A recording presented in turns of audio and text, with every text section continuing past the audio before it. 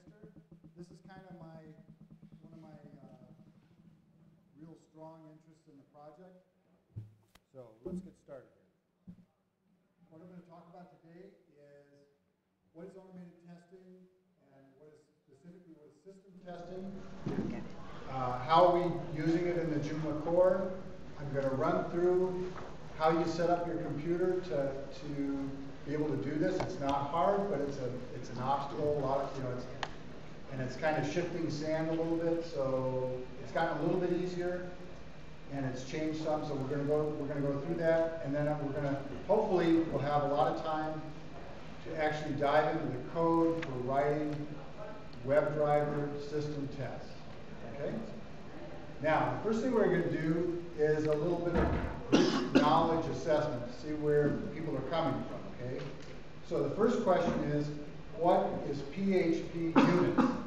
Now, how many people think PHP unit is a pint of PHP code? Okay? Or a battalion of PHP developers. That's another possibility. Or a library used for creating that's not that. Okay. So PHP unit is the library, is kind of the foundation for not just unit tests, but also for system tests as well. Okay? What is Selenium? Chemical element, atomic number 34. Yes. Yes. A dietary supplement? Yes. And a program for creating system tests. Okay? So the system test, the Selenium layer sits on top of the PHP unit layer. Okay, so when they decided to create the system testing framework, they said we don't need to, that we've already got PHP unit that gives us the assert statements and all of that kind of stuff. So we're not going to reinvent that wheel. We're just going to operate as a plugin and an add-on to that framework. Okay, is this making sense to everybody? Okay. What is XPath? An overgrown trail? Sickness in your divorced spouse? Okay. Or a syntax for navigating elements in a web page. Okay? So we'll see later on when we get into the test that XPath is really important because what we're doing in a system test, we're opening a page and then we're examining that page, we're clicking things, we're moving places. And the way that we navigate through that page and we know what's on that page is typically using XPath. Okay? So is everybody here familiar with XPath? Pretty much, a little bit? Okay? Great. So what is automated testing and system testing? I doubt if this has ever happened to you, but just in case. Have you ever released a new version and then had some really embarrassing, obvious bug that made all of your users say, don't you ever test this stuff? I mean, you just pull up the screen and it goes, what? Yeah. Has that ever happened to anybody? Did it feel good? No. So, the main reason, if I had to say one reason why system testing is important, is to try to prevent this kind of disaster. Because it's a bad feeling, and it's so easy to have happen. I mean, you do that one little thing, and this can't hurt anything, and just clean this up, and mess something up. So how to prevent it? Well, the way we prevent it is more testing before each release, and then the next step is continuous testing during development. When you have a development process like the Joomla project, we have commits happening. Some days we'll have no commits, other days we'll have, a dozen commits. But, probably average in a month, I don't know, maybe we have 100 commits or more, I don't know. It's constantly changing, and so the only chance you have is to be constantly tested to match the pace of the change of the code base. Okay? I guess we could stop writing software without this. Okay. So automated testing can help us prevent obvious errors.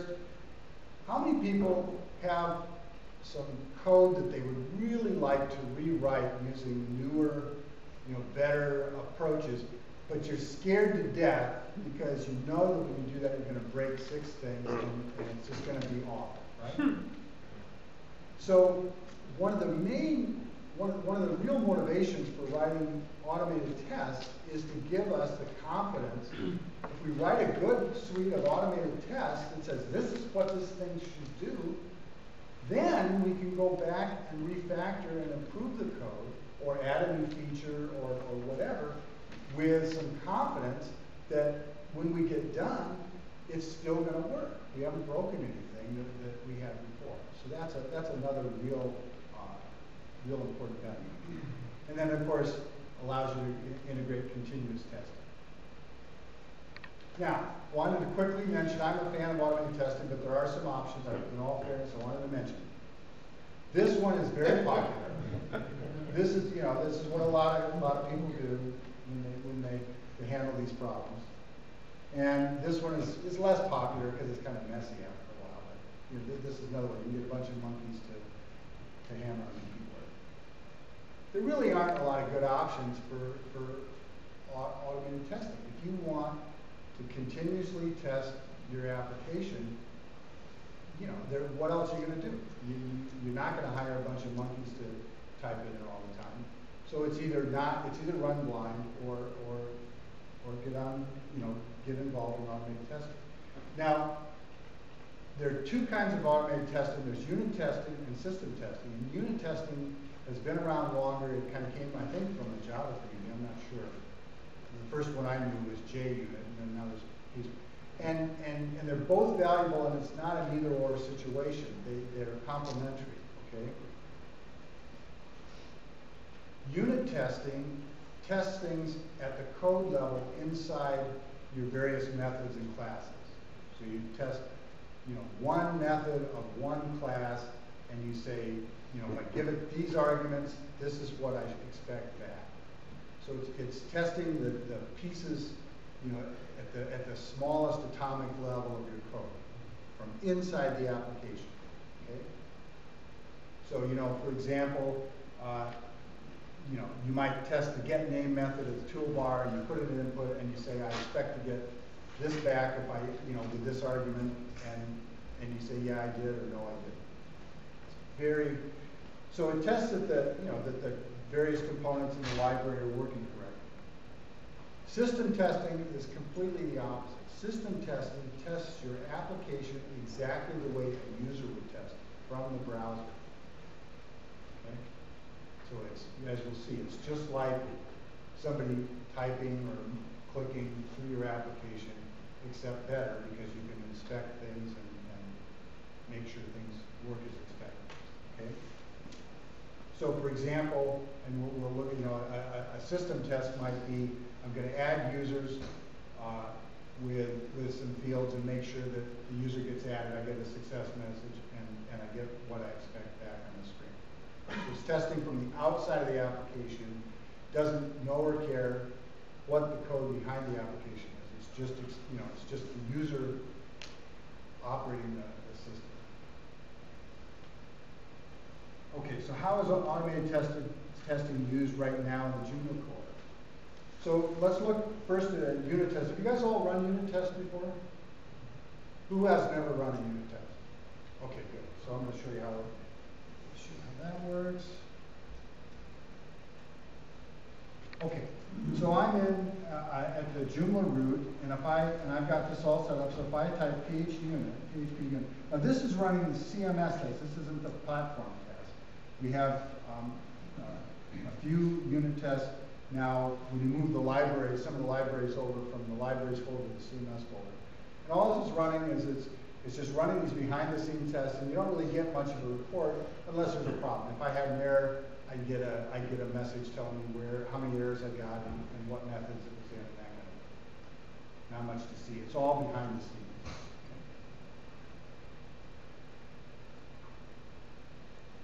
Now, the system test, as I mentioned, is like somebody actually running it. So if I go back here, drill in here, I'm going to run one of the new web driver tests.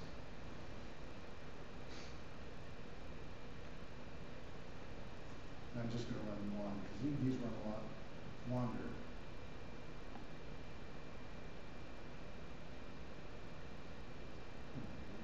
Down now.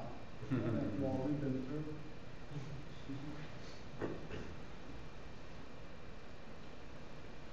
Okay, there we go. So what this is doing is firing up, in this case, Firefox, and it's installing Joomla. So it's exactly like a user. It's controlling Selenium. Yeah. This is exactly like a user using the system, only better, because at any point we're controlling this from code. At any point we're going in, logging in, and changing some global configuration stuff. At any point we can query, we can make assert statements to say this should be true, this should be true. So for example, in this test we did 14 assertions and they all were true. Okay?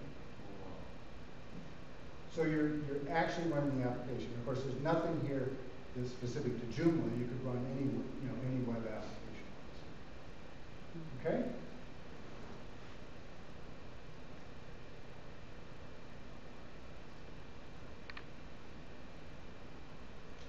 Okay, so when we talk about automated testing in Joomla, we've got the platform unit tests, which have been around the longest. Those have been around for, I don't know how long. They were around before, certainly in 1.5. I don't know when they started doing those.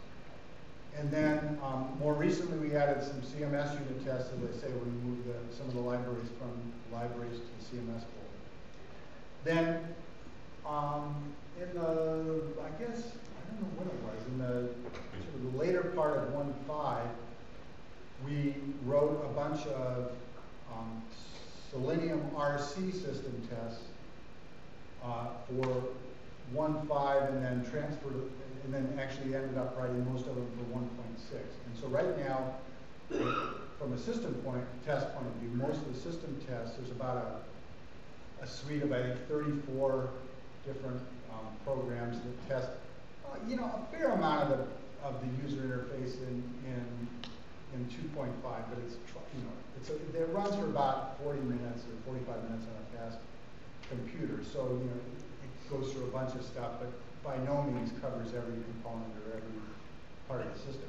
But even that limited amount has proven to be very valuable in terms of preventing really stupid things from getting through and getting out there.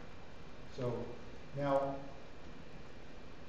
unfortunately, the technology that was around about 3 or 4 years ago was something called Selenium RC, and then about a year ago they kind of deprecated that and merged with another project called Web Driver, and so now the path forward for these automated system tests is something called Selenium Web Driver. Okay. And let's see, okay, well, yeah, okay. So let's move on to how do we set this up. And it's not that hard to set up to run this. Yeah. Can I ask you what's the main differences between the old technology? Yeah, I'm going to get into that just a little bit later. I think, unless I'm going to give you that a little bit later. Okay. So, how many people have PHP unit installed? Excellent, excellent. That's the hard part of this thing. I don't know. Does anybody else have pair? I am pair impaired. Just for setting up for this thing, I set up pair on 3 different computers, and it didn't work the same way on any of them. I mean, it's like, so if we want to have, I think it's 3.6 as a minimum. The current one, I think it seems to be 3.7. But you need to have PHP unit installed, and you need some extensions installed as well. For the WebDriver tests, it uses namespaces, so it requires PHP 5.3.8 to be installed. And it also uses curl, so you have to make sure you have curl installed in your PHP. And then for the CMS unit tests, it uses the SQLite 3 So you have to make sure that guy's installed. And I wrote just before the conference, I wrote an updated document on the wiki that documents in great detail how you go through all this stuff. Then to run the Selenium-based tests, either one, either the old ones or the new ones, you have to download this Java jar program, and then that runs in the background. So for example,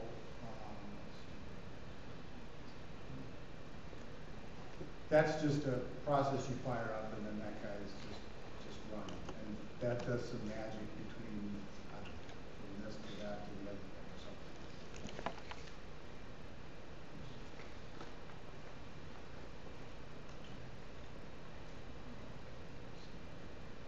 Yeah.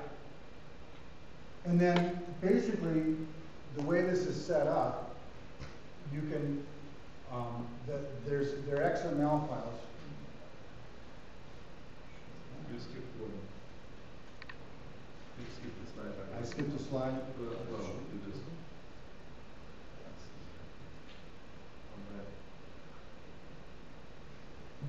Run back. Right there. There we go. Okay. Yeah. So you download this jar file, and that's running in the background. That's kind of doing some kind of, like I say, some kind of magic. Then when you check out Joomla from GitHub, you get a folder called tests.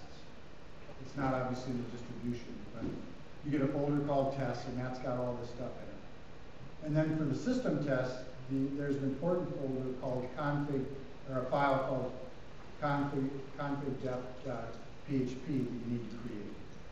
And that's pretty well, that's kind of like a self-documented deal here.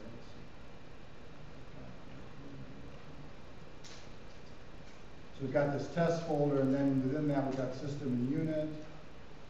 And then under system we've got servers. And then this file is the one that's distributed, this .dist. And then you basically copy that to create this config def. And this has just got your, this has got your information as far as, where you're located, your password, all that, everything you need to know, everything that the tests need to know how to get to your site. Okay? Yeah.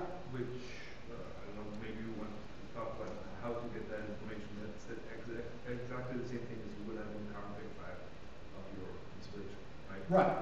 Right. It's similar. Yeah, it's going to be similar to the path and all that kind of stuff. We tried to make it easier. This has kind of grown over time because we started off really need these things, and then oh gosh, we ended. So it is kind of grown. Somebody could probably come in and reorganize it a little bit. But yeah, it's basically just the stuff you expect and you need to be able to get onto your site.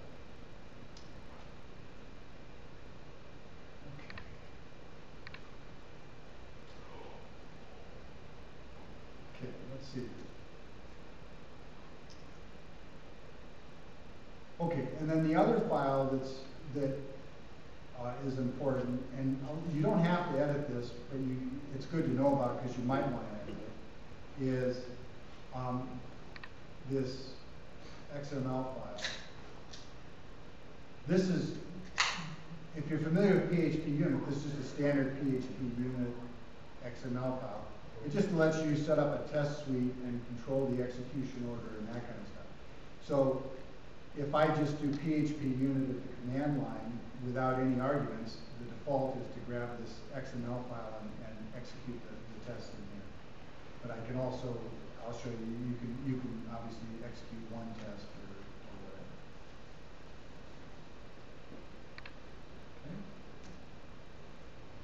whatever. Okay, so Selenium RC was the standard until about a year ago. And then the concept, the theory of the RC thing was kind of a neat theory, but it didn't work out too well in practice. The idea was they had this ID plugin that went into Firefox, and users could use the system, and the plugin would record the test automatically. So the theory was that you'd have users, you could have non-technical users kind of recording the tests, and then those could be auto-magically sort of converted into PHP or some other kind of code that could then become the system test. As a practical matter, there were a lot of problems with that. When it was recording things, it was trying to figure out what's the best X path for this, thing that you just clicked, or for this input you just entered, and it wasn't very good at guessing that. It was very fragile. The tests were really fragile. So we found, as a practical matter, that you had to go back through and kind of program those things anyway. And then we also found it was better to have you could create a lot of convenience methods that you can use as a programmer that you couldn't use when you were recording these tests and stuff. And I don't know, there are probably other things going on at Dell, but anyway, the newer one is the Selenium Web Driver, and that's the direction we're going for. So our plan is, we've got this suite of the old RC tests, and we're going to maintain that, at least for the time being. But the new development we're going to do in the web driver, since that's what is being supported, and that's what's being that's the way forward. And with the web driver, it's much more like any other kind of program. It's much more object oriented. It's coding. It's not. You can still have a team as far as users can be involved in terms of planning the tests and figuring out the use cases that you want to make sure still work and stuff. But there's no, using the application recorder or anything. It's all just coding. Okay.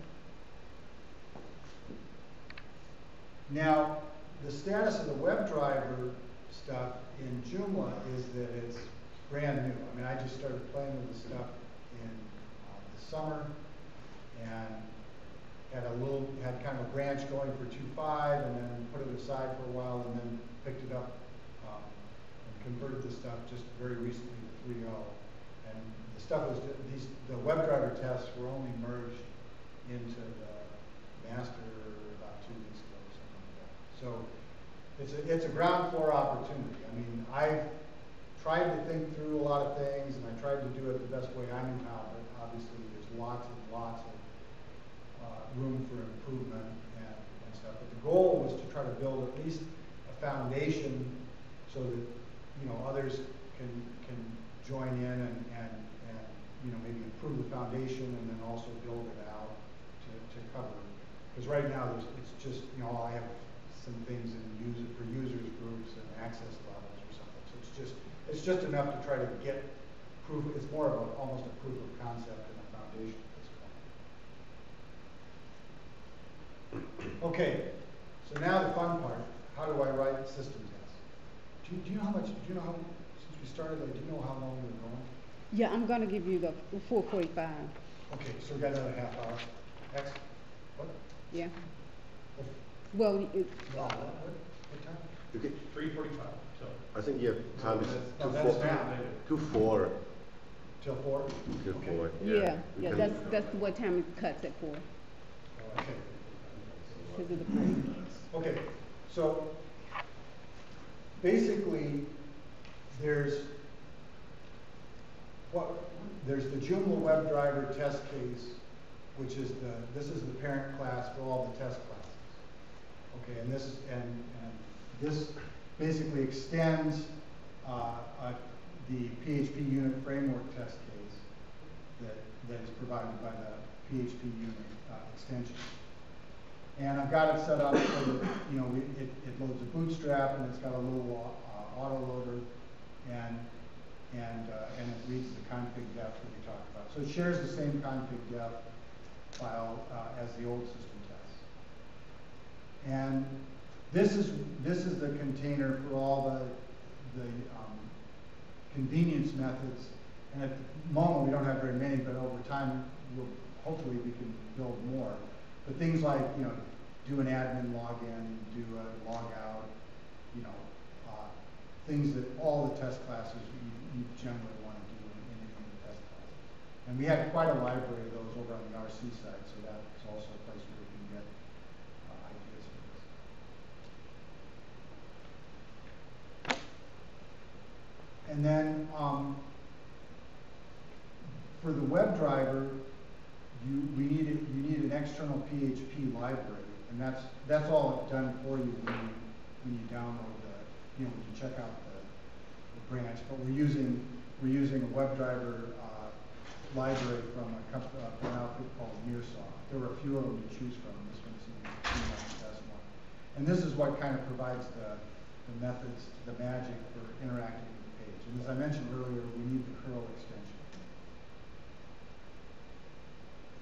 So the other thing to mention before we jump into looking at some code is when I was starting on this, I was chatting with Ian McLennan, and he suggested that we try to use this pages object design pattern. And the idea here is that we have a page object class for every page type in Joomla that knows, so all of the knowledge about what that page looks like, what it should be able to do, how it should react, is encapsulated in that one class. So then the tests are in a separate class, so that way we can write tests, and then as things change, we know Joomla is a moving target. So as that stuff changes, somebody changes something that affects the XPath identifier on this, or we add a new page where we don't have to keep changing the test classes. We can just change the one class that knows about that page object, and we'll see how that works in a moment. And there's a link there for some information about that. So the page classes contain specific information about each Joomla page. This will become clear when we look at an example. But for example, in the user page class, we have a method called add user or delete user. So, and that serves two purposes. That first of all, you want to test that process, right? You want to test that you can add a user and that it works, and delete a user and it works. But secondly, when you think about sort of a higher level of system tests, where you may be doing some ACL testing or that kind of thing, part of that, what you're going to need to do that is add a user, right? You can add a user, and then you're going to say, if I log into this user, do they have the right permissions they should have given the way I set up the ACL? So it kind of kills two birds with one stone. Does that make sense? Okay, there's that. Okay, let's look at some code.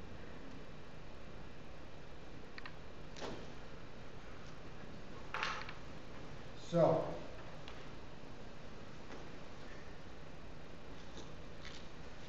come down here, you've got web driver, and then under the web driver class, we've got pages, we've got Selenium client, and we've got tests, okay?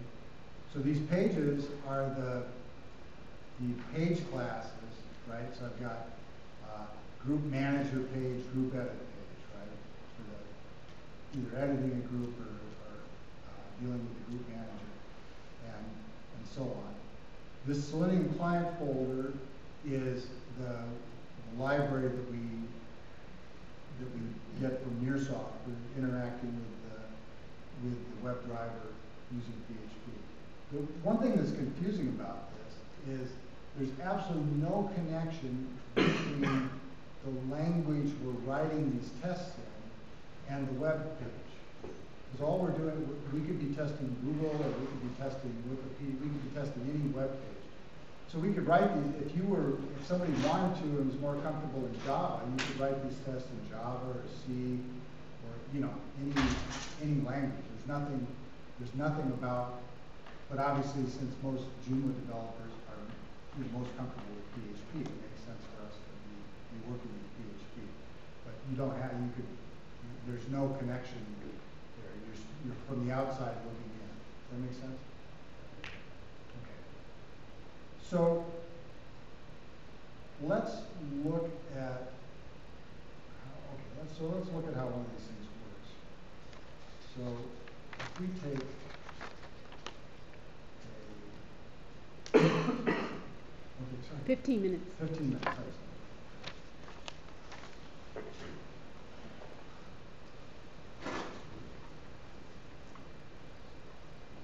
Okay, so let's take a look at a test here, because that's the best way to dive into this. So a lot of this will look familiar if you're familiar with PHP unit. Any PHP unit test has a setup and a teardown, and they do kind of what you'd expect, right? The setup gets you ready to perform a test method, and the teardown kind of cleans up afterwards, okay? And there are different ways to do this. The way, the sort of the most current way, we have to tell PHP unit which of these methods are actually tests. So the way we do that is with the annotation at test. And so that way we can name, the old way to do it was to put test as the first part of the name. But this is recommended because then it frees you to have a more descriptive name. And there are some recommendations for how you can name these things so that it actually tells you what the test should be. So this is saying we're testing the constructor, we're going to open the edit screen, and we expect that the edit screen was opened successfully. Okay? So here, in the setup, we did the admin login, and the admin login, we'll look at that in a little bit. It got us to a control panel page, and then we clicked on the user manager and got a user manager page. So that was done in the setup for us before we started the test method. Okay? Then down here, and we've already got the user manager page open because that was done for us. We click the button new, and we'll see how that method works. And that gives us an edit page object. And then we click the button cancel, and that gives us back to the user manager page. So pretty drop dead. That's about as simple as it gets, right? As far as, we're clicking new, and that's getting us to the edit page. We're clicking cancel, and that's taking us back to the admin page, right? So let's see how some of these let's dive into some of these methods and see how they work. Because obviously underneath somewhere, behind the scenes here, something's actually getting clicked, and how does that all work, right? Because it's kind of confusing. So now we're in the parent class. We're in the Joomla Web Driver test case class. Okay, and we're doing the admin login method. Okay. So we have this thing called a driver, and that's the Selenium Web Driver object. Okay, and that's given to us. That's where the magic happens. We just use it. We don't have to know how it does its magic. And there's a thing called clear current. We want to clear the cookies so that we don't have something left over from a prior test or something like that. And then we're just building the URL based on our configuration object, and then we're calling this get page object, which is a method that I wrote in this class that we'll take a look at. And it's just loading this URL using the driver. This is the driver's doing its magic, and it's giving us a control panel page back, which is what,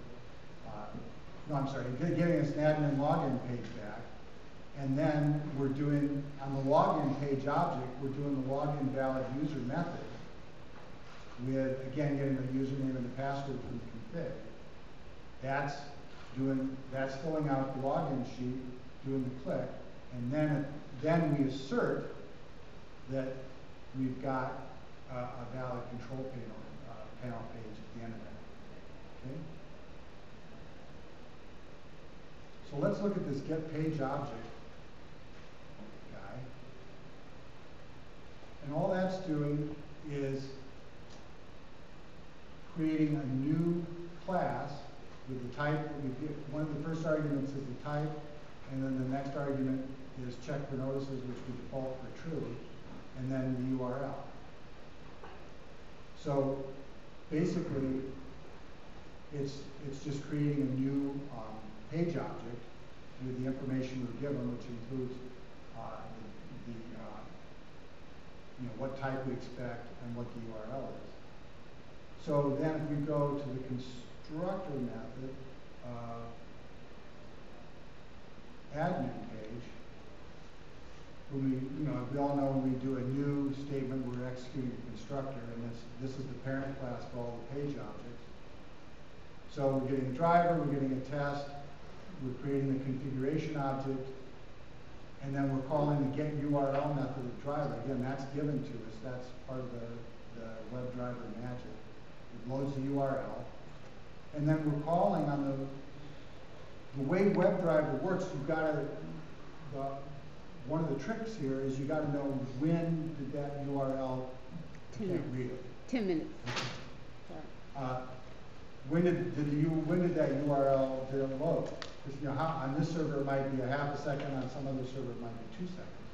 So we have a method called wait for element until it's present, and there's different methods, there's different ways you can identify an element. I'm using the XPath. And then each class, each of these page object classes has one of its fields as a wait for XPath element, and that's how you know it's loaded. So you wait until that element is visible to WebDriver, so that's how you know that the thing is loaded. And then we also do an assertion. We also have a field called URL, and we assert that the URL ends with the URL field for that. So you don't want to do a lot of asserts in your page, but this way we know right away if something's wrong, we didn't get the element, we didn't get the URL, it won't even, it knows that something's wrong, we didn't get the page we expected. Does that make sense?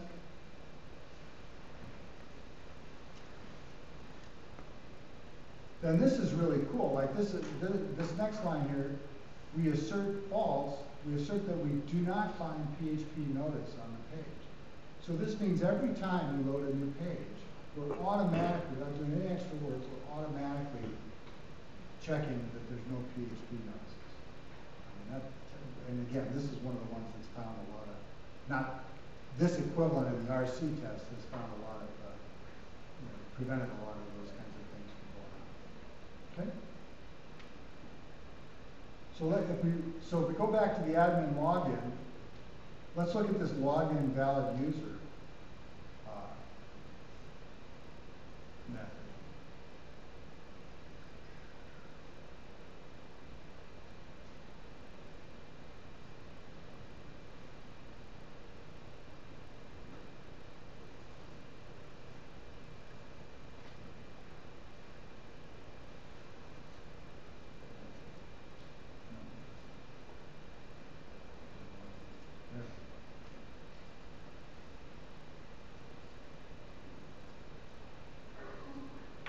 So here is where we actually kind of see how this works down at the lowest level. We're saying execute login with the given username and password. So these are methods that are coming from the WebDriver library. And we're basically using the find element method to find the element where we want to type. Then we use a clear and send keys method to actually type that text in. We do the same thing for the password, and then we find the button based on an XPath, and we click it.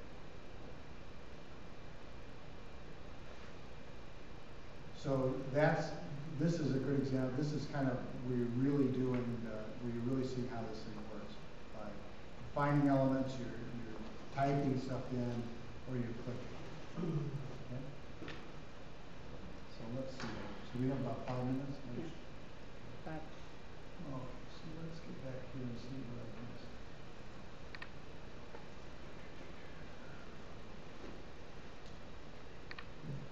Okay, so typical way a test is organized is we load a URL, we click something, we enter some text, maybe we select from something, maybe we do a drag and drop. Or we do something, and then we check something, right? Did the right page load? Did we get the message we wanted? is the element we expected on the page, did we get some kind of error notice? I mean, that's, you know, that's kind of the basic rhythm. You do something, and it's very much, I mean, it's very similar to what you would do if you were sitting down testing manually, but you're doing it programmatic. You do something, and you see what happens, and did it go the way you expected? Okay, so we talked about setup and teardown. Talked about the get page object method.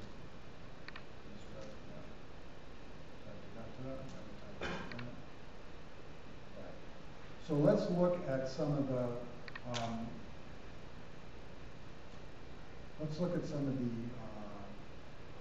methods in the web driver. That's kind of fun. So if we go here to this Selenium client, this is what we got from the, you know, this is our library of classes. And the two that we really use are this web driver and web element. Okay? And the web driver has a bunch of field methods here. Let's see. Okay, so you can get text. You can, okay, the main ones you end up using are find element, and this one is basically how you find elements. And you can find elements, and they kind of did a clever thing here with some static methods to try to make it so that when you look at most of the documentation for WebDriver is geared to Java developers. But the way they've written this is pretty easy to translate that to the PHP code because they're using the same kind of syntax. So you say find element by, and then you can find it by class name, CSS selector, ID name, link text, partial link text, tag name, or XPath. Obviously, XPath is the most flexible because you could do just about any of those others with XPath, but they have these other convenience methods if you want as well. So that's and then once you have an element, you've got another class of the web element where you can do things like send keys, get text, get tag name, clear, click, submit, and so on. So basically, between these, you've got the methods you need to inspect the entire page and see what's on there, to find the elements you need to manipulate the page, to click or fill out a form or enter the URL or whatever. So again, you take some action and then you verify that what happened is what you expected or wanted to have happen. Okay? So, let's see, I don't think who's got some questions? Any questions? Yeah. What level of error reporting would you usually have the PHP set to? Oh, strict. Strict? Yeah, I would. Because I want all notices. Yeah, I want all. I mean, just like I would. We always tell everybody in the bug squad to set everything to strict because we want to, we want to see if there's a problem. So you do the same thing, for the system test as you would if you were manually. Yeah. I'm just wondering, XPath with strings, do you have any problems with JTEX conversion? Because Well, you have to, you have to be very careful with. Well, that's a great question because it's something you have to think about. If you're going to use text on the screen, you don't. Remember, we're looking at the rendered page. We don't know what the language tag or how they got that. So, yeah, you have to kind of decide ahead of time. Is this test going to require that a particular language and assume a particular language is installed? Unfortunately, in some cases, and maybe there's, in some cases, it was a lot easier to look at the the language than it was, because the structure, you know, all the admin pages are so similar in terms of their actual tags and structure that the only thing different is the language. So it's certainly easier if you can assume that a particular language is installed, but you know, you have to think about that and decide, because you don't have any idea what was translated or not. All you're seeing is the page. So that's a good question. Yeah. Oh, sorry, it's me again. The other thing that you have to be wary of, if you do stress testing, so that on this, you